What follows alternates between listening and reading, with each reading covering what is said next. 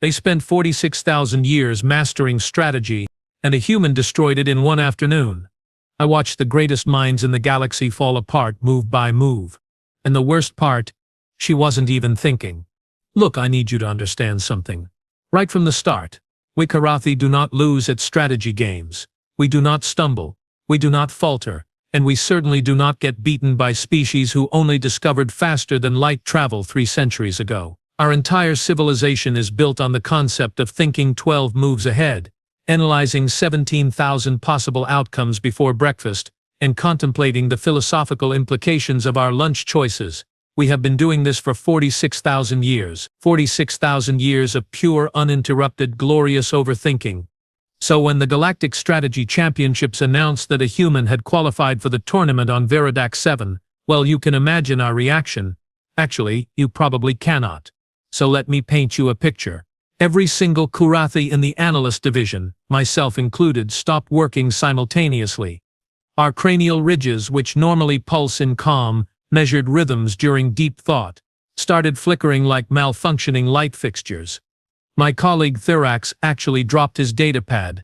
Thirax, who once held a single thought pattern for 47 consecutive hours without blinking. My name is Kethris, and I have been a mid-level strategic analyst for the Karathi Computational Institute for the past 22 years. My job involves predicting economic trends, political shifts, and military movements across 14 star systems. I am very good at my job. I have won awards. I have publications. I have a corner desk with a window that overlooks the crystalline gardens. I mention this not to brag, but to establish that I am not some amateur observer. I know strategy. I live strategy. I dream in probability matrices. The Galactic Strategy Championships happen every 4 years, and they are, without exaggeration, the most prestigious mental competition in known space. Veridax 7, the host station this year, is a neutral territory, a massive ring-shaped structure that orbits a binary star system. Beautiful place. Really. Terrible food, but beautiful. The tournament features the game of infinite convergence, which is, well, imagine chess had a baby with quantum mechanics, and that baby was raised by theoretical mathematicians with aggression issues. There are 14-dimensional playing fields, probability-based peace movement, and the rules change based on cosmic background radiation readings. It is not a game for simple minds. The prize? Oh, the prize is magnificent. The winner receives the crystalline apex, a trophy made from compressed neutron star material, worth more than most planetary economies. But more than that, they receive recognition as the greatest strategic mind in the galaxy. For the next 4 years, their species gets to be insufferably smug at every diplomatic function. It is glorious. Now, 23 species participate in the tournament. The Karathi, obviously. The Vrelians, who think in hive patterns and consider individual thought a weakness. The Thoraxians, insectoid beings with compound brains that process information like biological supercomputers. The Molnari collective, who are basically living mathematics. You get the idea. The best of the best.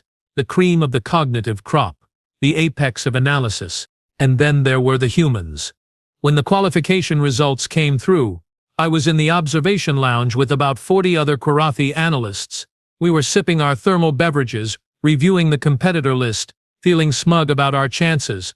Grand strategist Velroth was competing this year. After all, Velroth, who had never lost a single match in regional competitions. Velroth, whose brain scan showed cognitive pathways so complex that our imaging equipment literally could not map them all. Then someone, I think it was Perthis from the economics division, said, "Wait, there is a human in the tournament." Silence. Complete, total silence. Then, laughter. Not polite chuckling, mind you. Full-on, cranial ridge, quivering, beverage-spilling laughter. Thirax laughed so hard he had to sit down. Velroth himself, who was reviewing match footage in the corner, looked up and made a sound that I can only describe as a snort. Velroth does not snort. Velroth barely acknowledges physical existence. A human, someone wheezed. In the championships. That is precious. Now, I should explain. We do not hate humans. We actually find them quite entertaining. They are like, how do I put this delicately, like enthusiastic children, who just discovered fire and are now trying to explain thermodynamics. They have potential. Sure, They are creative in that chaotic, unpredictable way, but strategic thinking. Please, these are the beings who invented something called winging it, and then built half their civilization on that principle. They have a saying that goes, "We will cross that bridge when we come to it," which roughly translates to "we refuse to think about problems until they are actively killing us." This is not strategy. This is the opposite of strategy. The human competitor was listed as Lieutenant Maya Torres, representing Earth's Strategic Defense Initiative. 28 years old. Military background. Psychological profile indicated, and I quote, "demonstrates unconventional problem-solving approaches and high adaptability under pressure," which is diplomat speak for makes things up as she goes along. Her qualification match had been against a Brellan administrator, which fair enough, Brellans are not exactly known for their mental prowess. They are the species that accidentally colonized a planet in the wrong star system and did not notice for 6 years. Beating a Brellan proves nothing except that you can fog a mirror and count to 3. "This will be embarrassing," Belroth said, returning to his footage. "For the human. The tournament format is straightforward, brutal and designed to break lesser minds. 16 competitors, single elimination best of 1 match. No do-overs, no second chances, no friendly exhibitions. You lose, you go home. Matches are played in the Grand Arena, a spherical chamber where the game field materializes in holographic splendor, visible from every angle to the thousands of spectators who pack the viewing galleries. Every move is analyzed in real time by computational arrays, every decision is scrutinized by experts, every mistake is immortalized forever. The opening ceremonies were scheduled for the next day's cycle. We had time to review the brackets, analyze the matchups, and prepare our predictions. I pulled up Lieutenant Torres's file, thinking I should at least do my due diligence. Her photo showed a woman with dark hair pulled back in a regulation bun, brown eyes that looked almost bored, and a slight smile that suggested she found something amusing, probably her own audacity in showing up. Her first match was against Vrexikor, a Vrelian hive mind specialist with 347 tournament victories across various competitions. Vrexikor had forgotten more about strategy than most species ever learn. This was not going to be a match. This was going to be an educational demonstration on why humans should stick to their strength, which, as far as I could tell, was making loud noises and developing unnecessary feelings about everything. I closed the file, finished my thermal beverage, and went home to get rest before the tournament began. Tomorrow, I thought, we would all be reminded why the Karathi dominated strategic competition. Tomorrow, that human would learn a valuable lesson about preparation, calculation, and the importance of thinking things through. Tomorrow, I was absolutely certain, would go exactly according to plan. The Grand Arena was packed, and I mean absolutely stuffed with beings from every corner of the galaxy, all eager to watch intellectual combat at its finest. The air, or whatever atmospheric mixture the life support systems were pumping through, practically vibrated with anticipation. Karathi analysts filled an entire section, our cranial ridges pulsing in synchronized excitement. This was our Super Bowl, our World Cup, our Olympics, except with more math and fewer physical injuries. The first match bracket displayed on the massive holographic screen surrounding the arena. There it was. Vrexikor versus Lieutenant Maya Torres. The crowd actually murmured with amusement when the human's name appeared. I saw several Vrelians in the audience doing their equivalent of chuckling, which sounds like grinding metal and looks vaguely threatening. Vrexikor entered first, all 9 feet of crystalline exoskeleton gleaming under the arena lights, compound eyes glittering with cold intelligence. The Vrelian moved with the precise, calculated grace of a being whose every action has been predetermined by 347 subminds working in perfect harmony. Beautiful, really. Terrifying but beautiful. Then Maya Torres walked in, and I swear half the arena did a double take.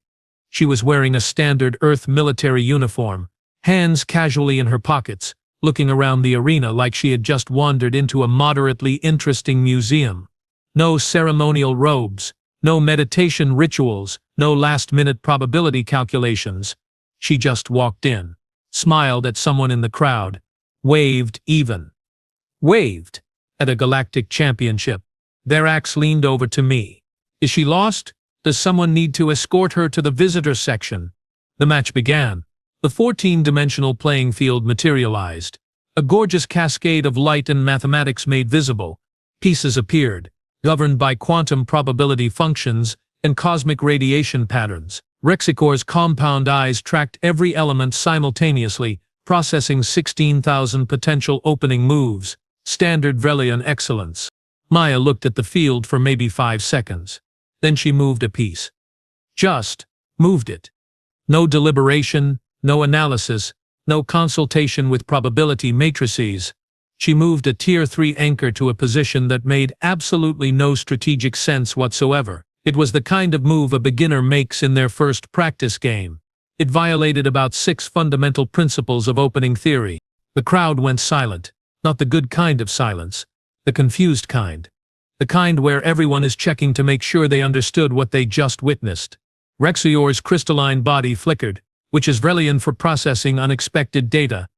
Then Rexicor responded with a textbook counter, punishing the weak opening. Obviously, that is what you do when your opponent makes a mistake. You exploit it ruthlessly. 3 moves later, Rexicor had established material advantage and positional dominance. The match was effectively over. We were just watching the formalities play out, except it was not over, not even close.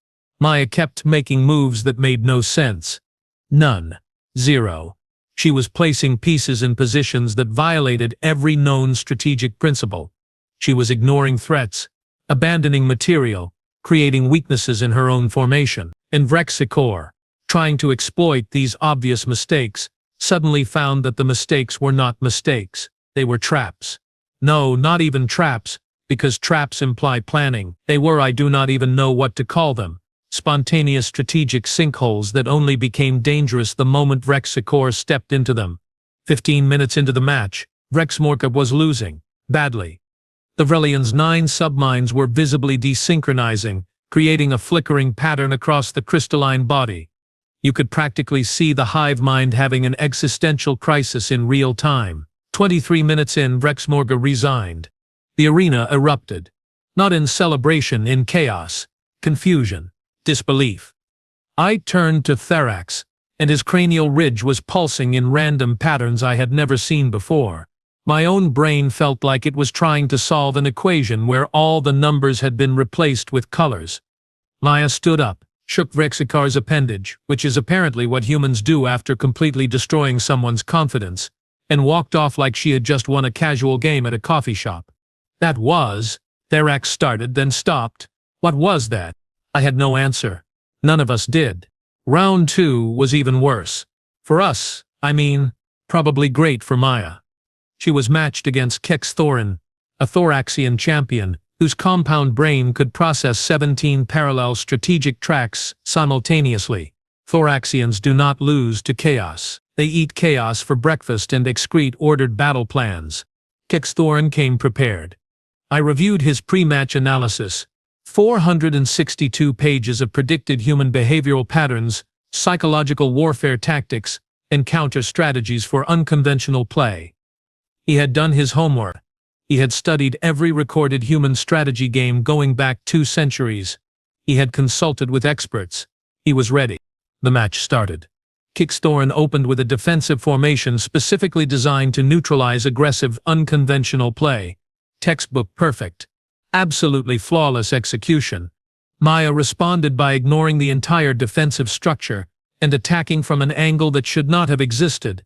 Not figuratively, literally. She manipulated the dimensional folding mechanics in a way that created a temporary attack vector through what should have been empty mathematical space. I checked with 3 colleagues. None of us knew that was possible.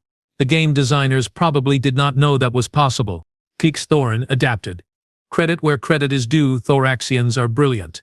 He reconfigured his entire strategy mid-game, which is like rebuilding an engine while the vehicle is actively crashing. He established a new defensive paradigm, predicted Maya's likely responses based on her previous match, and prepared counters for 63 possible variations. Maya did the 64th thing, which was not a thing. It was barely a concept. She sacrificed her most powerful piece for no material gain, no positional advantage, no tactical benefit whatsoever, just gave it away. Kex Thorin's compound eyes literally crossed trying to process this. Then 8 moves later, the sacrifice somehow, impossibly, led to a complete positional collapse of Kix-Thorin's entire formation. The Thoraxian resigned in a state that can only be described as cognitive distress. I went back to my quarters that night and pulled up every bit of data on Maya Torres. I ran analysis programs. I consulted pattern recognition algorithms. I built psychological profiles. I created predictive models based on chaos theory, quantum uncertainty, and applied nonsense mathematics. Nothing. No pattern. No method. No underlying strategy. It was like trying to predict where lightning would strike by analyzing the lightning's feelings. Round 3. This is where things got personal. Maya was matched against Kelvarith, a Karathi competitor. One of us. A respected strategist with 18 years of tournament experience. The entire Karathi section of the arena was leaning forward in their seats, cranial ridges pulsing in aggressive anticipation. Finally, we thought. Finally, someone would show this human how real strategy works. Kelvarith played perfectly. I am not exaggerating for effect. I reviewed the match 14 times. Every single move was optimal according to established theory. Every decision was calculated, measured, and executed with precision. He gave Maya nothing, no openings, no weaknesses, no exploitable mistakes. Maya won in 31 moves. Kelvarith sat at the game table for a full minute after resigning, staring at the dissolved playing field like it had personally betrayed him. When he finally stood up and walked past our section, his cranial ridge was completely dark, shut down. The Karathi equivalent of a blue screen of death. Virax grabbed my arm. Kithris, what is happening? This should not be possible. This violates everything we know about strategic competition. I watched Maya leave the arena, still with that same casual attitude, like she had just finished a routine training exercise. Other competitors were watching her now. Not with amusement anymore, with something else, concern, worry, fear, maybe. I do not know, I admitted. She is not following any system. She is not using any recognizable methodology. It is like she is reacting, just reacting to whatever happens, and somehow that is more effective than 46,000 years of strategic refinement. That is insane. Yes, it is. The semi-finals were the next day. Maya had made it through 3 rounds without breaking a sweat. Without apparently breaking a thought. The Karathi academic community was in full crisis mode. Emergency symposiums were being convened. Theoretical frameworks were being questioned. Several senior strategists had taken stress leave. And Maya Torres? She was in the station cafeteria, eating what appeared to be a sandwich, reading something on a data pad, looking perfectly relaxed. We Karathi overthink everything. It is our nature. It is our strength. But watching that human, I started to wonder if maybe, just maybe, we had been thinking about thinking all wrong. The day of the championship match, the entire galaxy was watching, not metaphorically, literally. Broadcast arrays were transmitting to 467 worlds.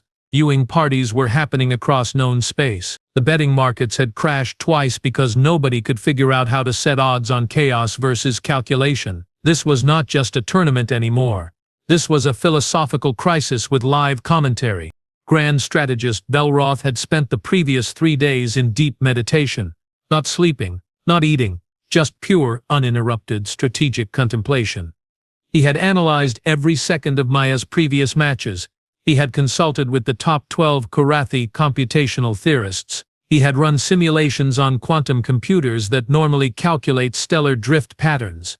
His preparation was so thorough that he had actually predicted 17 possible futures and prepared contingency strategies for all of them. I saw him before the match in the preparation chamber. His cranial ridge was glowing so bright it cast shadows. I had never seen that level of cognitive intensity. He looked at me and said, "Kethris, I have mapped every possibility, every variable, every quantum uncertainty. I know what she is going to do before she does it." I wanted to believe him. I really did. But I had watched Maya dismantle 3 champions like they were absolute beginners. I had seen her do things that should not work, and watched them work anyway. So I just nodded and said, "Good luck, grand strategist." He smiled. "Luck is for species who do not calculate probabilities." "Oh, Velroth. Sweet, doomed Velroth." The arena was so packed that the station's life support systems were running at 112% capacity. Every seat filled, standing room only. Species who normally avoided each other were crammed shoulder to appendage to tentacle, all desperate to witness this match. The karate section looked like a religious gathering, thousands of cranial ridges pulsing in nervous synchronization. Velroth entered first, wearing the traditional robes of a grand strategist, moving with the dignity of someone who had never lost a match in 43 years of competition. The karate section erupted in coordinated cheering, a sound like crystal bells mixed with quantum harmonics. Beautiful, gave me chills. Then Maya walked in wearing the same casual uniform, hair still in that regulation bun, looking around with what I can only describe as mild interest. Like she was attending a moderately important work meeting. The human section, about 40 people tucked in the upper gallery, cheered enthusiastically, but were completely drowned out by the sheer volume of everyone else. The final match of the Galactic Strategy Championships. The 14-dimensional playing field materialized in full glory, more complex than any previous match, calibrated to challenge the absolute peak of cognitive ability. The pieces shimmered into existence, governed by the most sophisticated probability matrices available. This was not a game. This was art. This was science. This was everything we believed about the supremacy of calculated thought made visible. The match clock started. Velroth took 47 seconds for his opening move, standard for him. He was not stalling, he was calculating the optimal opening for this specific cosmic radiation pattern, this particular quantum state, this exact moment in space-time. His move, when it came, was absolutely perfect. A masterclass opening that established material presence, positional flexibility, and defensive integrity simultaneously. Maya looked at the field for maybe 3 seconds. Moved a piece. It was a move. Not good, not bad, just a move. Violating no principles because it did not seem to acknowledge that principles existed. The match progressed. Velroth played like a god. I am not being hyperbolic. Every move was calculated perfection. He was predicting Maya's responses, her counter-responses, her tactical shifts. He was 3 moves ahead, then 5, then 7. His cranial ridge was blazing like a neutron star. He was in the zone, that perfect state where strategy becomes instinct, becomes reality.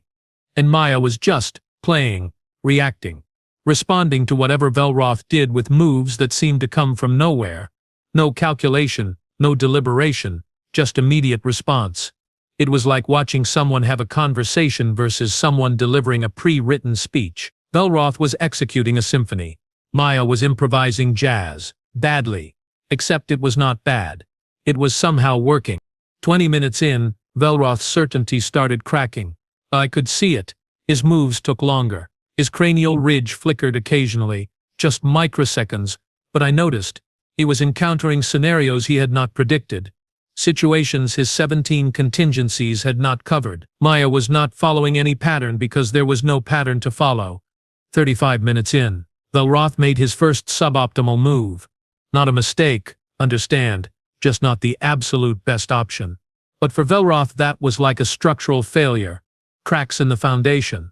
The karate section noticed. The synchronized pulsing of our cranial ridges stuttered, became chaotic.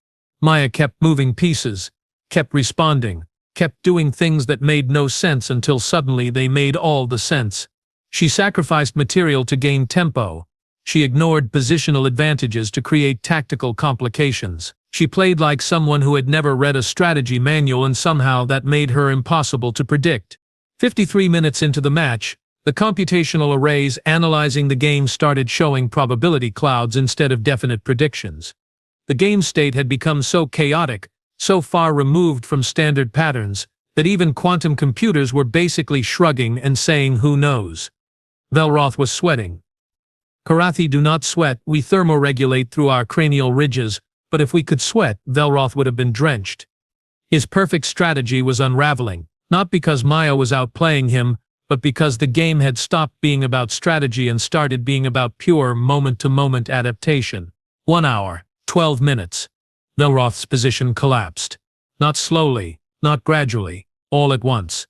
Like a building where someone removed the wrong support beam. One moment he had material advantage and positional superiority. The next moment his entire formation was compromised beyond repair. Maya had somehow, impossibly, turned his strengths into weaknesses without seeming to try. Velroth stared at the playing field. His cranial ridge went from blazing bright to completely dark. He looked at his pieces, at Maya's pieces, at the impossible position he was in. Then he did something I had never seen him do, something I had never seen any grand strategist do. He laughed. Not a bitter laugh. A genuine, amazed, utterly bewildered laugh. "I resign," he said, still chuckling. "I have no idea what just happened, but I definitely lost." The arena exploded. Cheering, shouting, confused celebration, angry disbelief, all mixed together in a cacophony that probably violated several noise ordinances. The human section was going absolutely wild, all 40 of them screaming loud enough to challenge species with dedicated sound-producing organs. Maya stood up, shook Velroth's hand, which surprised him, but he recovered gracefully, and smiled. Just smiled. Like she had known all along, or like she had not thought about it at all.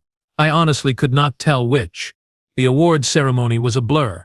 They presented Maya with the crystalline apex. She held it up. Everyone cheered or grumbled or recalculated their entire worldview. Then came the post-match interview.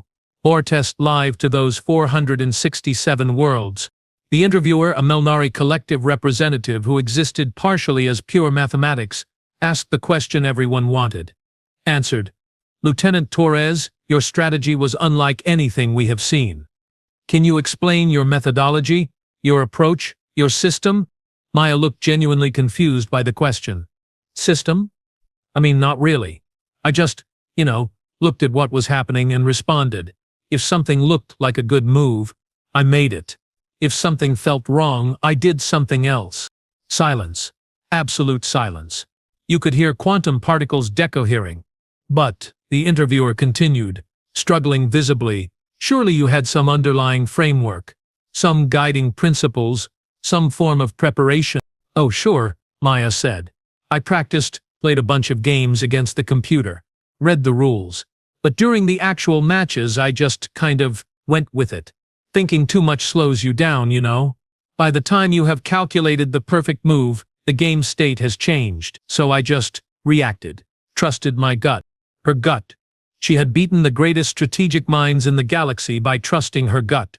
Therax turned to me, his cranial ridge doing things that probably required medical attention. "Kethris, we have spent 46,000 years refining strategic thought. We have built our entire civilization on the principle of deep analysis and careful planning, and this human just won the championship by not thinking." I watched Maya on the screen answering questions with that same casual demeanor, explaining her non-method like it was the most obvious thing in the universe. And suddenly, horrifyingly, it made sense. "No," I said slowly. She was thinking. Just not the way we think. We think in straight lines, in probabilities, in calculated outcomes. We think ahead. She thinks in the moment. Constantly adapting. No predetermined strategy to get locked into. No predictions to be wrong about. Just pure immediate response to changing conditions. "That is not strategy," Therax protested. "That is chaos." "No," I said, watching Maya laugh at something the interviewer said. "That is flexibility. That is adaptation. That is arguably the most advanced form of strategic thinking possible. We were so busy planning the perfect game that we forgot the game keeps changing." She never forgot that. She never tried to control the chaos. She just rode it. My cranial ridge pulsed in a pattern I had never experienced before. Respect. Genuine, awed respect for a methodology that was the complete opposite of everything I had been trained to believe. We Karathi overthink everything. It is our nature, our strength, our pride. But maybe, just maybe, the real strategy is knowing when not to think at all. The Karathi Computational Institute held an emergency conference 3 days after the championship. Emergency. We had protocols for stellar collapse, dimensional rifts, and accidental singularity creation. We did not have protocols for losing a strategy game to someone who admitted she was just winging it.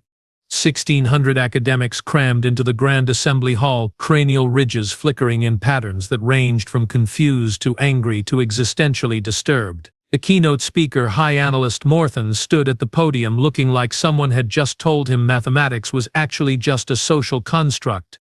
"We must consider," he began, his voice shaking slightly, "that perhaps our methods require adjustment. Adjustment. 46,000 years of cognitive refinement, and we needed adjustment." Half the audience's cranial ridges went dark in protest. The other half pulsed in reluctant agreement. 3 senior strategists walked out. 1 retired on the spot. I stayed. Mostly because I was too fascinated by the implications to leave. Also because Therax had grabbed my arm and refused to let go. He was not handling this well. The debates raged for hours. Should we incorporate human-style reactive thinking into our curriculum? Was intuition actually a valid strategic tool? Had we been wrong about literally everything? One particularly dramatic theorist suggested we should just dissolve the institute and take up gardening. He was not joking. I went home that night and did something I had not done in years. I did not analyze, I did not calculate.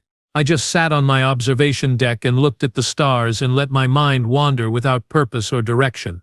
It felt wrong, uncomfortable, like wearing someone else's skin, but also kind of freeing. The other species reacted in their own ways. The Vrelians immediately began developing new hive mind protocols that incorporated randomness generators.